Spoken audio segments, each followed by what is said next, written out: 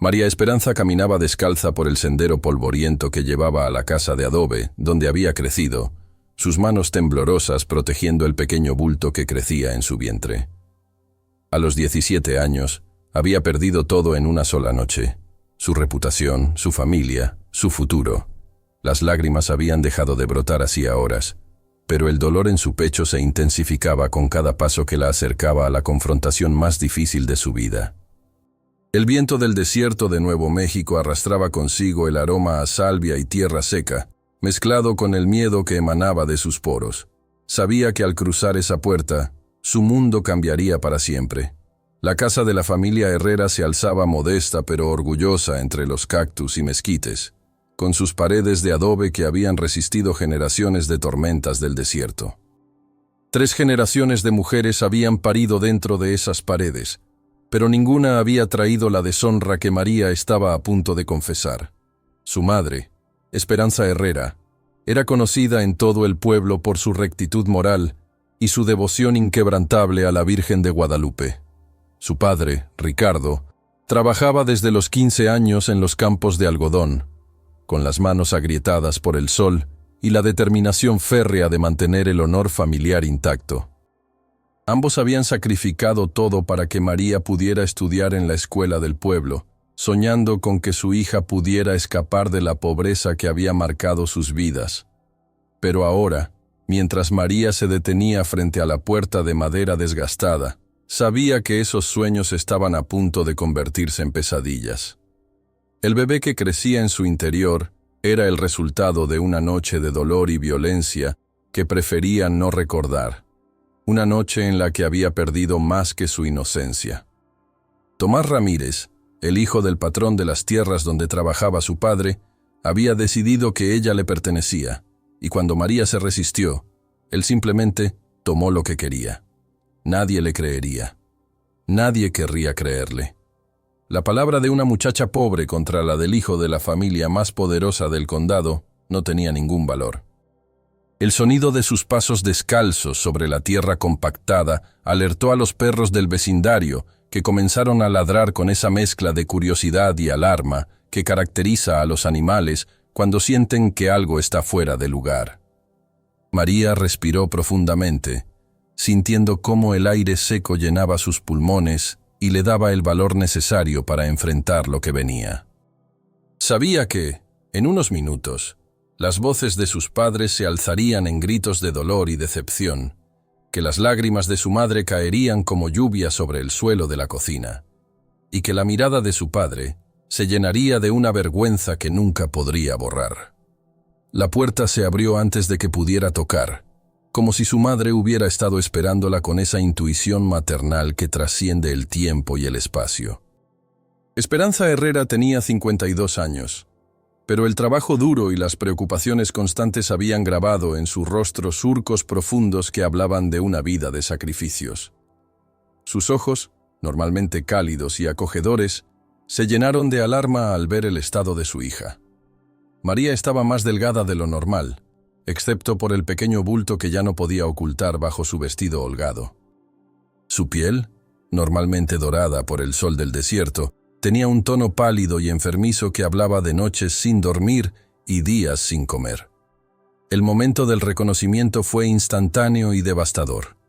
Los ojos de Esperanza se dirigieron directamente al vientre de su hija, y en ese segundo eterno, todo el peso de la realidad cayó sobre ellas como una avalancha. No hacían falta palabras, no hacían falta explicaciones. La verdad estaba ahí, creciendo día a día, imposible de negar u ocultar. María vio cómo el rostro de su madre pasaba por todas las etapas del dolor. La sorpresa inicial, la negación desesperada, la comprensión terrible, y finalmente, una tristeza tan profunda que parecía capaz de romper el corazón más fuerte. Fue entonces cuando María se dio cuenta de que había subestimado gravemente lo que estaba a punto de suceder. María había crecido en una familia donde el honor era más valioso que el oro y la reputación más importante que la vida misma. Los Herrera habían llegado a Nuevo México 3 generaciones atrás, huyendo de la pobreza extrema de Jalisco, México, con nada más que la ropa que llevaban puesta y una determinación férrea de construir una vida mejor para sus hijos. Su bisabuelo, don Aurelio Herrera, había trabajado como peón en las minas de plata hasta que logró ahorrar lo suficiente para comprar un pequeño pedazo de tierra árida en las afueras de lo que ahora era el pueblo de Tierra Sagrada.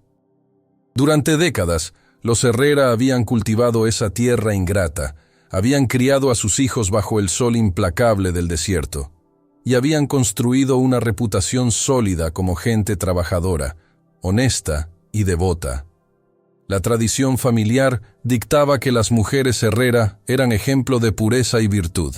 La abuela de María, doña Carmen, había sido conocida en todo el condado por su dedicación a la iglesia y su habilidad para curar enfermedades con hierbas del desierto. Su madre, Esperanza, había seguido ese camino, convirtiéndose en la partera más respetada de la región y en la mujer a quien las madres jóvenes acudían cuando necesitaban consejos sobre cómo criar a sus hijos en el camino de la rectitud. María había crecido escuchando historias sobre la importancia de llegar virgen al matrimonio, sobre cómo una mujer que perdía su pureza antes del tiempo apropiado traía deshonra no solo sobre sí misma, sino sobre toda su familia durante generaciones. Pero María también había crecido con sueños que iban más allá de las expectativas tradicionales. Era la primera mujer en su familia que había aprendido a leer y escribir con fluidez, la primera que había mostrado interés en los libros y el conocimiento. Su profesor en la escuela del pueblo, el señor Martínez, había comentado en varias ocasiones que María tenía una mente brillante, que podría llegar a ser maestra o incluso enfermera si sus padres le permitían continuar sus estudios.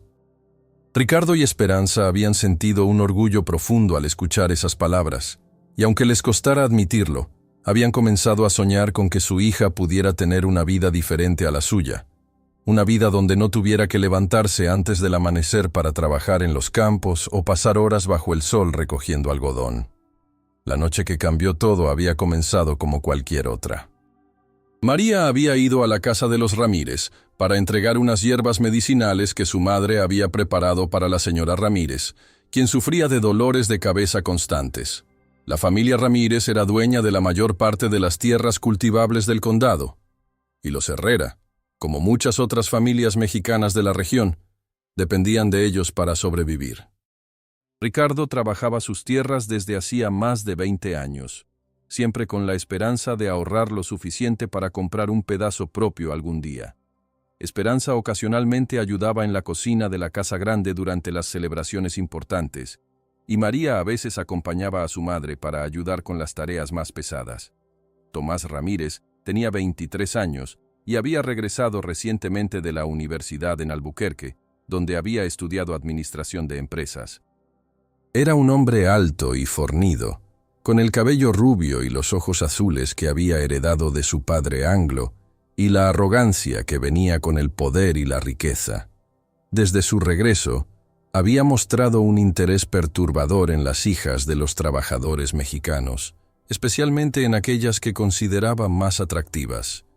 María había notado sus miradas, había sentido la incomodidad que causaba su presencia, pero nunca había imaginado que él se atrevería a hacer algo más que mirar. Después de todo, ella era solo una muchacha pobre, la hija de uno de sus empleados, alguien completamente fuera de su mundo social. Esa noche, cuando María llegó a la casa con las hierbas de su madre, la señora Ramírez no estaba. Tomás le dijo que su madre había ido al pueblo y que él podía recibir el paquete. María intentó entregárselo rápidamente y marcharse, pero él la convenció de que entrara para tomar un vaso de agua, argumentando que había caminado mucho bajo el sol y que se veía cansada. Una vez dentro, la atmósfera cambió completamente. Tomás cerró la puerta con llave y se acercó a María con una sonrisa que no llegaba a sus ojos. Le dijo que la había estado observando, que había notado cómo había crecido y se había convertido en una mujer hermosa, que era hora de que aprendiera cuál era su lugar en el mundo. Lo que siguió fue una pesadilla que María había tratado de borrar de su memoria durante meses. Los gritos que nadie escuchó, las lágrimas que nadie vio, la violencia que nadie castigaría. Tomás la amenazó con destruir la vida de su familia si ella decía algo. Le recordó que su padre dependía de los Ramírez para sobrevivir, que una sola palabra suya podría dejar a los Herrera sin trabajo y sin hogar. María sabía que tenía razón. En un mundo donde el poder se medía por la cantidad de tierra que se poseía y el color de la piel determinaba el valor de una persona, ella no tenía ninguna posibilidad de obtener justicia. Así que guardó silencio, esperando que el tiempo borrara el dolor y que la vida volviera a la normalidad. Pero el tiempo no había borrado nada, y la normalidad se había convertido en una ilusión cruel, cuando María se dio cuenta de que el hijo de su agresor crecía en su vientre. Durante semanas había negado los síntomas, había atribuido las náuseas matutinas al estrés y la falta de apetito al dolor emocional que la consumía. Pero cuando sus vestidos comenzaron a quedarle pequeños y su madre empezó a hacer preguntas sobre su palidez constante, María supo que ya no podía ocultar la verdad por más tiempo. La decisión más difícil de su vida no había sido contarle a sus padres sobre el embarazo, sino decidir si revelaría o no la identidad del padre y las circunstancias de la concepción. La noche anterior a la confrontación con sus padres, María había permanecido despierta hasta el amanecer, mirando las estrellas a través de la pequeña ventana de su habitación, y tratando de encontrar el valor para hacer lo que sabía que era correcto. Podía mentir, podía inventar una historia sobre un novio secreto o una aventura amorosa que había terminado mal. Podía proteger a su familia de la verdad terrible de lo que había sucedido y asumir toda la culpa sobre sus propios hombros. Pero también sabía que hacerlo significaría permitir que Tomás Ramírez siguiera siendo el hombre respetado que aparentaba ser. Significaría que otras muchachas podrían sufrir lo mismo que ella había sufrido. La lucha entre el instinto de supervivencia y el sentido de justicia había desgarrado su alma durante horas, hasta que finalmente había tomado una decisión que cambiaría todo para siempre. Cuando los gritos de su padre resonaron por toda la casa esa mañana, María supo que no había vuelta atrás. Ricardo Herrera era un hombre de principios inquebrantables, y el honor de su familia era sagrado para él. La revelación de que su hija había sido violada por el hijo de su patrón lo había llenado de una furia que María nunca había visto antes. Sus puños se cerraron con tanta fuerza que los nudillos se volvieron blancos, y por un momento María temió que su padre fuera directamente a la casa de los Ramírez para enfrentar a Tomás con sus propias manos. Pero era precisamente esa reacción la que María había temido, porque sabía que su padre no era rival para el poder y la influencia de los Ramírez, y que cualquier confrontación directa terminaría en desastre para toda la familia. La reacción de su madre había sido diferente, pero igualmente devastadora. Esperanza había permanecido en silencio durante varios minutos después de escuchar la historia completa, sus ojos llenándose de lágrimas que parecían brotar de lo más profundo de su alma. Cuando finalmente habló, sus palabras fueron como dagas que se clavaron en el corazón de María. Le dijo que entendía que no había sido culpa suya, que creía cada palabra de lo que había contado, pero que eso no cambiaba la realidad de su situación. Una muchacha soltera y embarazada era una carga para cualquier familia, y una que había sido violada por el hijo del patrón era un peligro constante que podría destruir todo lo que habían construido durante generaciones. La conversación que siguió fue la más dolorosa de la vida de María. Sus padres discutieron durante horas sobre qué hacer, sus voces alzándose y bajando en un crescendo de dolor y desesperación. Ricardo quería ir a las autoridades. Quería denunciar a Tomás sin importar las consecuencias. Esperanza, más pragmática y quizás más consciente de la realidad del mundo en el que vivían, sabía que eso sería un suicidio social y económico. No había pruebas, no había testigos, y la palabra de una muchacha mexicana pobre nunca prevalecería sobre la de un hombre blanco rico. Además, incluso si lograban probar lo que había sucedido, ¿qué ganarían? Tomás podría recibir una reprimenda leve, quizás una multa, pero los Herrera quedarían marcados para siempre como la familia que había osado desafiar a los poderosos. Fue entonces cuando María tomó la decisión que definiría el resto de su vida. Mientras sus padres discutían su futuro como si ella no estuviera presente, se puso de pie y declaró con voz firme que se iría del pueblo antes de que su embarazo fuera evidente para todos. No permitiría que la deshonra cayera sobre su familia. No permitiría que sus padres perdieran su trabajo y su hogar por culpa de lo que había sucedido. Buscaría su propio camino, criaría a su hijo sola si era necesario, pero no destruiría las vidas de las personas que más amaba en el mundo. La reacción de sus padres ante esta declaración fue inmediata y categórica. Jamás permitirían que su hija se fuera sola, especialmente en su condición. Pero María había heredado la obstinación de su padre y la determinación de su madre, y su decisión era inquebrantable. Esa misma noche, mientras sus padres dormían agotados por el dolor y la preocupación, María empacó sus pocas pertenencias en una bolsa de tela y escribió una carta explicando su decisión. Les decía que los amaba más de lo que las palabras podían expresar, que entendía que su situación era imposible y que la única manera de proteger a todos era desapareciendo de sus vidas.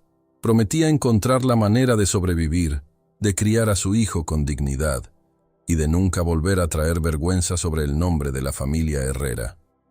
Antes del amanecer, María había desaparecido en la inmensidad del desierto, llevando consigo solo su bolsa de pertenencias, los pocos dólares que había logrado ahorrar trabajando ocasionalmente en el pueblo, y una determinación férrea de forjar un destino diferente para ella y su hijo por nacer. Los primeros días de María en el desierto fueron una pesadilla de sed, hambre y desesperación. Había subestimado gravemente la dificultad de sobrevivir sola en la inmensidad árida de Nuevo México, especialmente estando embarazada. El dinero que había ahorrado se agotó rápidamente en los pequeños pueblos donde se atrevía a detenerse, y pronto se dio cuenta de que nadie estaba dispuesto a emplear a una muchacha mexicana embarazada y sin referencias. Las miradas de desprecio y las palabras susurradas a sus espaldas la seguían a donde quiera que fuera, recordándole constantemente que no había escapado realmente del juicio social que había temido en su hogar. La diferencia era que ahora ese juicio venía de extraños que no tenían ninguna razón para mostrarle misericordia o compasión. En el tercer pueblo donde intentó establecerse, Roswell, María encontró trabajo temporalmente en una fonda atendiendo mesas y limpiando cocinas. La dueña, una mujer mayor llamada Dolores, había mostrado algo de simpatía hacia su situación, pero esa simpatía se evaporó rápidamente cuando otros clientes comenzaron a quejarse de la presencia de una muchacha embarazada y sin marido en el establecimiento. Dolores le explicó con una mezcla de pena y pragmatismo que los negocios dependían de la reputación y que María estaba afectando negativamente la suya. Le ofreció quedarse hasta que naciera el bebé si aceptaba mantenerse en la cocina, invisible a los clientes, pero María sabía que eso solo prolongaría lo inevitable. Además, las otras empleadas habían comenzado a tratarla con una frialdad que le recordaba dolorosamente el rechazo que había experimentado en su propio hogar. La situación se volvió verdaderamente desesperada cuando María se dio cuenta de que no tenía dinero suficiente para pagar ni siquiera la habitación más barata del pueblo. Había estado durmiendo en un cuarto diminuto encima de la fonda, pero sin trabajo, ya no podía permitirse ni siquiera ese lujo básico. Por primera vez desde que había dejado su hogar, María consideró seriamente la posibilidad de regresar con sus padres y suplicar su perdón. Pero cuando se imaginó la humillación en los ojos de su padre y la resignación dolorosa en los de su madre, supo que no podía hacerlo. No después de haber declarado tan valientemente que podía valerse por sí misma, no después de haber puesto a su familia en la posición de tener que elegir entre ella y su supervivencia económica. Fue durante su última noche en Roswell, cuando María se encontró con la realidad más cruda de su situación. Mientras caminaba por las calles apenas iluminadas del pueblo, buscando un lugar donde pudiera pasar la noche sin ser molestada, se topó con dos hombres que habían estado bebiendo en la cantina local.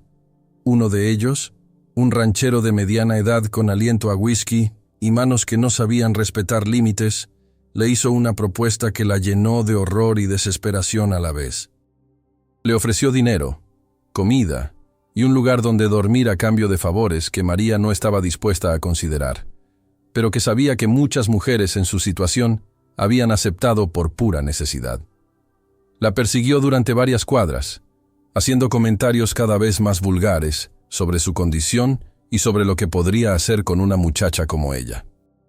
María logró escapar de esa situación refugiándose en la iglesia del pueblo, donde el padre Miguel, un sacerdote mayor de origen mexicano, le ofreció santuario por esa noche. Pero incluso en el santuario sagrado, María no pudo escapar de la realidad de su situación. El padre Miguel, aunque bondadoso, le dejó claro que no podía quedarse indefinidamente y que su presencia en la iglesia sin estar casada y estando embarazada podría causar escándalo entre los feligreses.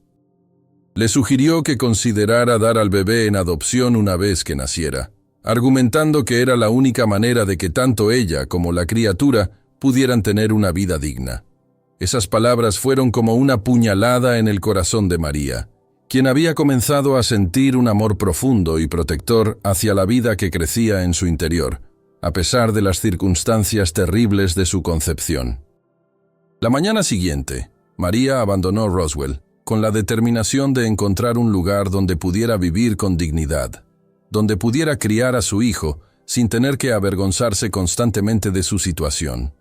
Había escuchado historias sobre comunidades indígenas que vivían en las montañas, grupos que mantenían sus propias tradiciones y que quizás serían menos severos en su juicio que la sociedad blanca o mestiza. Con los últimos centavos que le quedaban, compró provisiones básicas y se dirigió hacia el norte, hacia las tierras que había escuchado que pertenecían a los Navajo. No tenía un plan concreto, solo la esperanza desesperada de encontrar un lugar donde pudiera existir sin ser constantemente recordada de su supuesta deshonra. El viaje hacia el territorio navajo fue agotador y peligroso.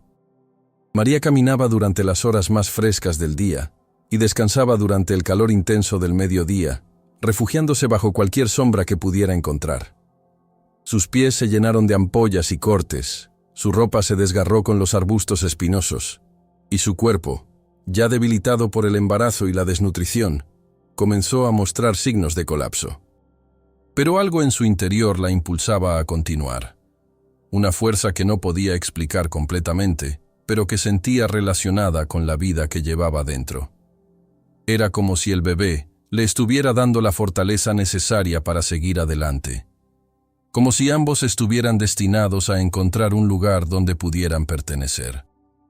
Fue en su 5º día de viaje, cuando María había perdido casi toda esperanza y su cuerpo comenzaba a fallarle por completo, que la vida tomó un giro inesperado. Había colapsado junto a un arroyo seco, sus labios agrietados por la sed y su vientre contraído por el hambre, cuando escuchó el sonido de cascos de caballo aproximándose. Su primer instinto fue esconderse, temiendo que fuera algún ranchero que la regresaría por la fuerza a algún pueblo, o, peor aún, que tuviera intenciones similares a las del hombre que la había perseguido en Roswell. Pero estaba demasiado débil para moverse, y cuando levantó la vista, vio a un hombre montado en un caballo pinto que la observaba con una expresión de preocupación genuina en lugar de amenaza. El hombre se llamaba Aiyana, que en lengua navajo significaba flor eterna, aunque María no sabría esto hasta mucho después. Tenía aproximadamente 30 años, con el cabello largo y negro trenzado tradicionalmente, piel bronceada por el sol del desierto, y ojos oscuros que parecían contener una sabiduría antigua.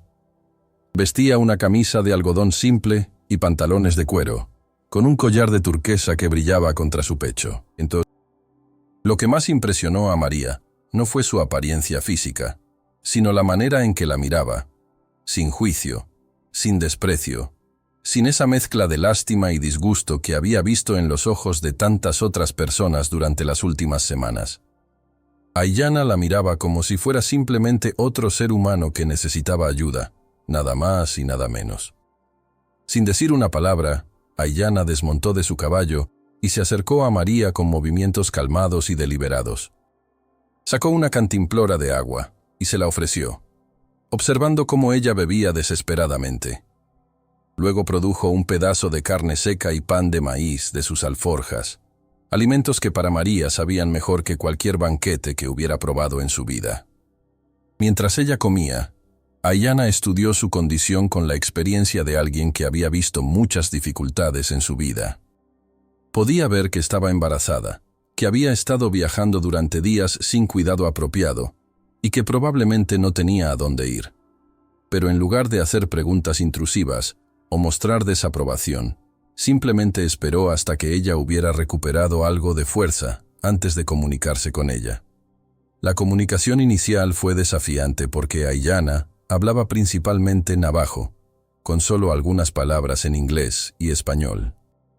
Pero María había aprendido que la bondad trasciende las barreras del idioma, y pronto se dieron cuenta de que podían entenderse a través de gestos, expresiones faciales y las pocas palabras que compartían.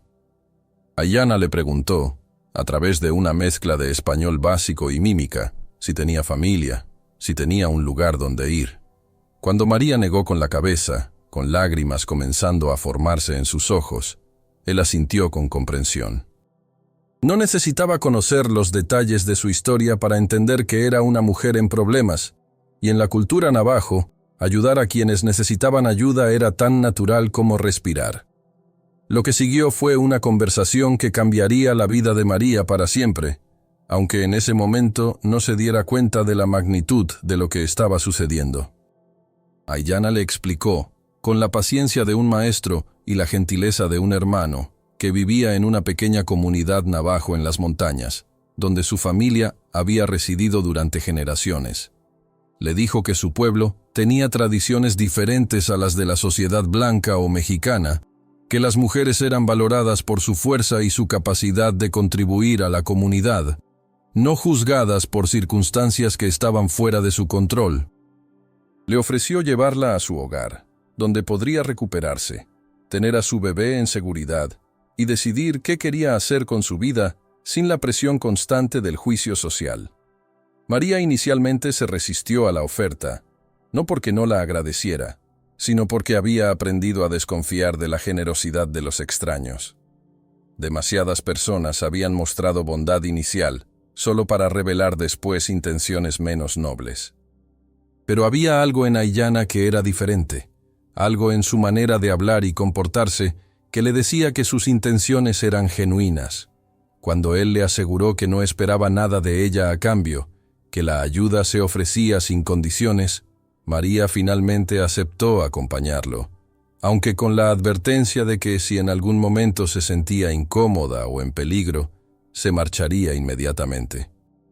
El viaje hasta el hogar de Aiyana tomó 2 días, durante los cuales María experimentó una cultura completamente diferente a todo lo que había conocido.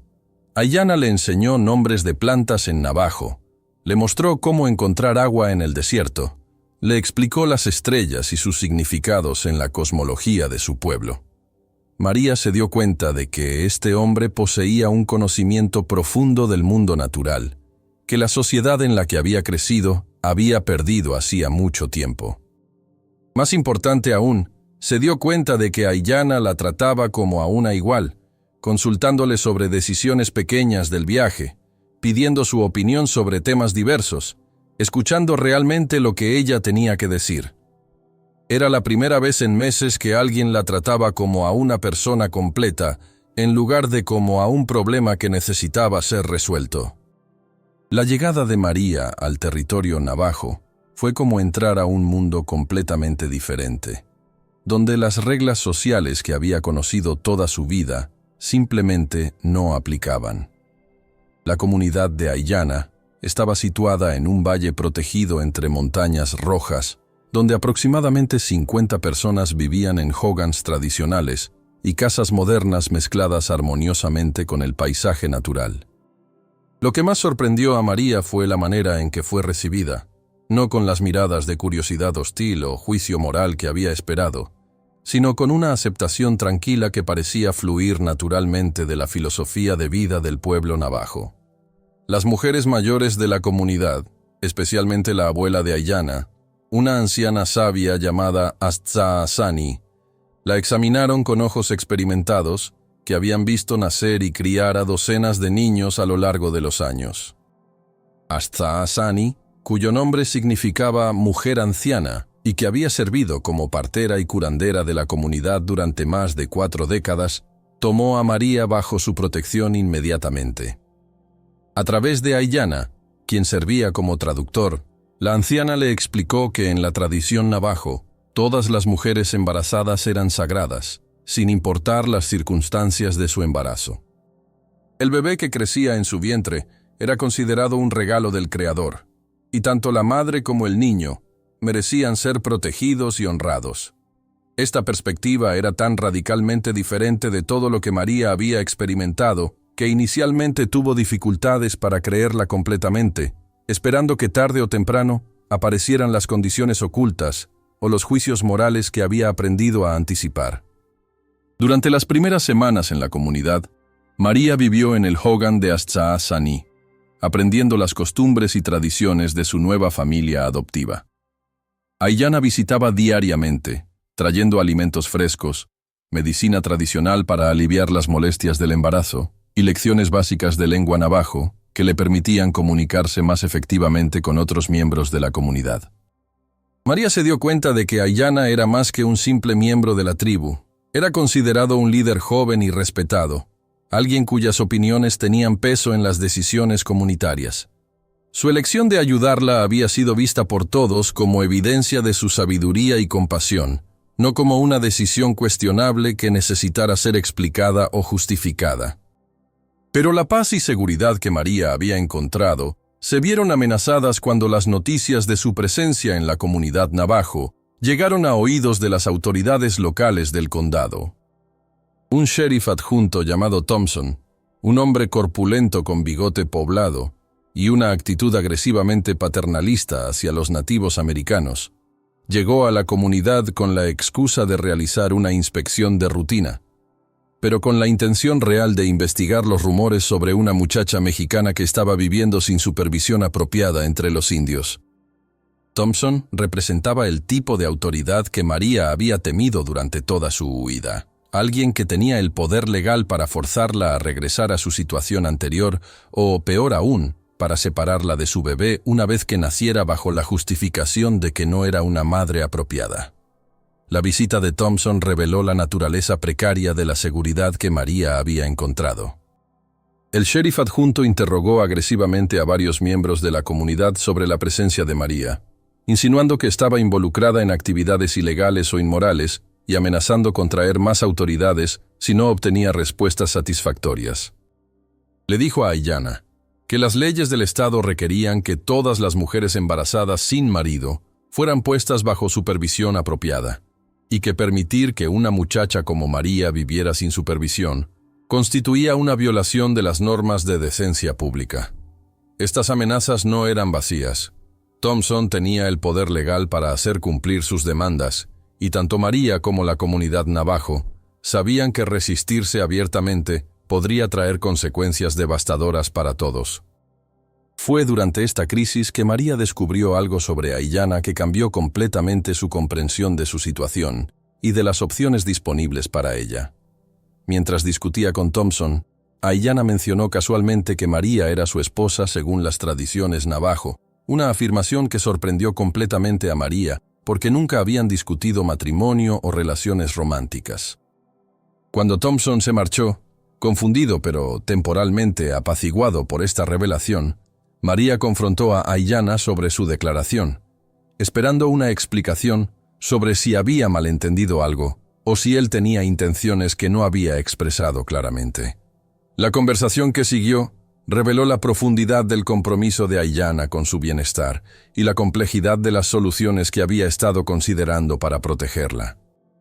Aiyana le explicó que en la cultura navajo, el matrimonio era tanto una unión espiritual como una alianza práctica, y que él había estado considerando proponerle matrimonio no por romance, sino como una manera de asegurar su protección legal y social permanente. Le dijo que la respetaba profundamente, que había llegado a valorar su fuerza y sabiduría durante las semanas que habían pasado juntos, y que creía que podrían formar una buena sociedad tanto para ella como para su bebé. Pero también le aseguró que no esperaba nada romántico o físico de ella, que el matrimonio podría ser simplemente una alianza protectora si eso era lo que ella prefería. Esta revelación puso a María en una posición completamente nueva, donde tenía que elegir entre la seguridad que ofrecía el matrimonio de conveniencia y el riesgo de mantener su independencia en un mundo que claramente no estaba dispuesto a permitirle existir sola. La decisión de María de aceptar la propuesta de matrimonio de Aiyana no fue tomada a la ligera, ni basada únicamente en la necesidad de protección legal. Durante las noches que siguieron a la revelación de Aiyana, María había reflexionado profundamente sobre lo que había aprendido sobre sí misma durante los meses de tribulación que había experimentado. Se había dado cuenta de que su definición de honor y dignidad había evolucionado completamente desde que dejó su hogar. Ya no creía que su valor como mujer estuviera determinado por su pureza sexual o por las opiniones de una sociedad que la había juzgado sin conocer la verdad de su situación. Había descubierto una fuerza interior que nunca supo que poseía, una capacidad de sobrevivir y adaptarse que trascendía las limitaciones que otros habían tratado de imponerle. La ceremonia de matrimonio navajo fue diferente a todo lo que María había imaginado que sería su boda. No hubo vestidos blancos ni iglesias llenas de invitados, sino una celebración íntima en el hogar de Astsa Sani, con la presencia de los miembros más cercanos de la comunidad y rituales que honraban tanto la unión de dos personas como la integración de María en la familia y tradiciones navajo. Astsa Sani realizó una ceremonia de bendición que incluía ofrendas de maíz sagrado, canciones tradicionales que habían sido cantadas durante generaciones, y palabras de sabiduría sobre el matrimonio como una sociedad de almas que trabajaban juntas para el bienestar mutuo. Lo que más conmovió a María fue cuando Aiyana le colocó un collar de turquesa y plata alrededor del cuello, no como un símbolo de posesión, sino como una representación de su compromiso de protegerla y respetarla como su igual. Durante los meses que siguieron al matrimonio, María experimentó una transformación que fue tanto externa como interna. Físicamente, su embarazo progresó en un ambiente de cuidado y apoyo que le permitió florecer de maneras que nunca había imaginado posibles. Astsa Sani la instruyó en las tradiciones de parto navajo, enseñándole ejercicios y técnicas de respiración que habían sido transmitidas de madre a hija durante siglos. Las otras mujeres de la comunidad compartieron sus propias experiencias de maternidad, creando una red de apoyo que hizo que María se sintiera verdaderamente parte de una familia extendida por primera vez en su vida. Pero más importante que los cambios físicos fueron los cambios en su comprensión de sí misma y de su lugar en el mundo. María comenzó a aprender no solo el idioma navajo, sino también las filosofías y tradiciones que daban forma a la vida de su nueva comunidad. Descubrió que los navajo tenían un concepto de equilibrio y armonía que se extendía a todos los aspectos de la vida, incluyendo las relaciones entre hombres y mujeres, las responsabilidades hacia los niños y la conexión con la tierra y los animales. En esta cosmología, no había lugar para la vergüenza sobre las circunstancias del pasado, solo para el compromiso de vivir en armonía con los principios de respeto mutuo y responsabilidad comunitaria. María se dio cuenta de que había estado cargando una culpa que nunca le había pertenecido, y gradualmente comenzó a liberar el peso emocional que había llevado durante tanto tiempo. El nacimiento de su hijo, a quien Aiyana sugirió llamar Hastin Yashi, que significaba pequeño hombre, fue un evento que consolidó completamente la transformación de María. El parto tuvo lugar en el Hogan tradicional, asistida por Astsa Sani y otras mujeres experimentadas de la comunidad, con Aiyana esperando respetuosamente afuera según las costumbres. Cuando María sostuvo a su bebé por primera vez, un niño hermoso con cabello oscuro y ojos brillantes, que parecían contener toda la sabiduría del mundo, se dio cuenta de que había encontrado no solo un hogar, sino un propósito renovado. Este niño, que había sido concebido en violencia y dolor, se había convertido en el catalizador para su propia liberación y renacimiento. Lo que siguió fueron años de felicidad y crecimiento que María nunca había soñado que fueran posibles. Aiyana resultó ser no solo un protector y proveedor, sino también un compañero genuino que respetaba sus opiniones, valoraba sus contribuciones a la familia y la comunidad, y gradualmente se había convertido en alguien a quien María amaba profundamente, no por gratitud o conveniencia, sino por la bondad genuina de su carácter y la compatibilidad de sus almas. Astin Jassy creció como un niño feliz y seguro, rodeado del amor de dos culturas y enseñado a valorar tanto su herencia mexicana como su adopción en la familia Navajo. María se convirtió en una figura respetada en la comunidad, conocida por su sabiduría, su habilidad para mediar en conflictos y su capacidad de servir como puente entre diferentes mundos culturales. Años después, cuando María recibió noticias de que su familia original había estado buscándola y deseaba reconciliarse, se dio cuenta de cuánto había cambiado desde aquella muchacha asustada que había huido al desierto. Ya no era la hija que había traído deshonra sobre su familia, sino una mujer que había forjado su propio destino, que había encontrado amor y respeto en un lugar inesperado, y que había criado a un hijo en un ambiente de dignidad y orgullo. Cuando finalmente se reunió con sus padres, ellos pudieron ver inmediatamente que su hija no solo había sobrevivido, sino que había florecido de maneras que nunca habrían sido posibles en el mundo que habían conocido. La reconciliación fue emotiva y completa, con Ricardo y Esperanza reconociendo que María había encontrado exactamente lo que necesitaba encontrar, y que su decisión de partir, aunque dolorosa en el momento, había sido la correcta. La historia de María y Aiyana se convirtió en una leyenda que se contaba no solo en la comunidad navajo, donde habían construido su vida, sino también en los pueblos circundantes, donde la gente había comenzado a entender que el amor y la aceptación podían tomar formas que desafiaban las expectativas tradicionales. María se había convertido en un ejemplo viviente de que las circunstancias de nuestro pasado no tienen que determinar nuestro futuro, y que la verdadera dignidad viene de cómo elegimos responder a las adversidades que enfrentamos. Su transformación de una muchacha rechazada y desesperada a una mujer respetada y amada demostró que el valor de una persona no se mide por los estándares impuestos por otros, sino por la fortaleza de su carácter y su capacidad de encontrar belleza y propósito, incluso en las circunstancias más difíciles. Astin Jassy creció para convertirse en un joven que embodía lo mejor de ambas culturas que lo habían formado. Hablaba español, inglés y navajo con igual fluidez, y había aprendido tanto las tradiciones de sus abuelos mexicanos como las ceremonias sagradas de su padre adoptivo. Su existencia misma era un testimonio del poder del amor para trascender las barreras culturales y las circunstancias dolorosas. Cuando otros niños en la escuela preguntaban sobre su familia poco convencional, Astin Jassy respondía con orgullo que tenía la fortuna de tener múltiples herencias que lo hacían más rico en experiencias y sabiduría. Su confianza y felicidad eran evidencia de que los niños pueden florecer en cualquier estructura familiar donde sean amados y valorados genuinamente. El matrimonio entre María y Aiyana había evolucionado a lo largo de los años de una alianza protectora a una verdadera sociedad de almas. Habían tenido otros 2 hijos juntos, una niña que llamaron Nishoni, que significaba hermosa, y otro niño al que nombraron Villaas, su pequeño. La casa que habían construido juntos se había convertido en un lugar de refugio para otros que enfrentaban circunstancias difíciles, especialmente mujeres jóvenes que habían sido rechazadas por sus familias o que necesitaban un lugar seguro para dar a luz y tomar decisiones sobre sus futuros.